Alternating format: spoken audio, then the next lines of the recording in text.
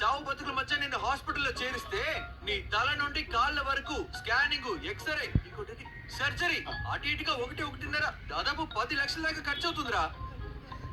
ఒకవేళ నువ్వు చావకుండా కోమా స్టేజ్ లోకి వెళ్ళిపోతే నీ ఇంట్లో వాళ్ళందరూ జీవితంతో కష్టపడతారా?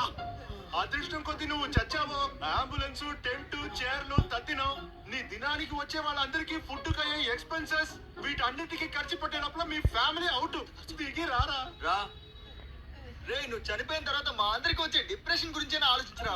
అందులో నుంచి బయటికి రావడానికి మాకు ఒక 2-3 ఏళ్ళైనా పడుతుందిరా. కనీసం అదే ఆలోచించి కిందకి రారా బంగారం. ఇదంతా అయ్యాక మేము మీ ఇంట్లో వాళ్ళు 4-5 ఏళ్ళకి అంతా మర్చిపోతాం. ఎవరికి నష్టం? నీకే నష్టం. రా రారా రా రా.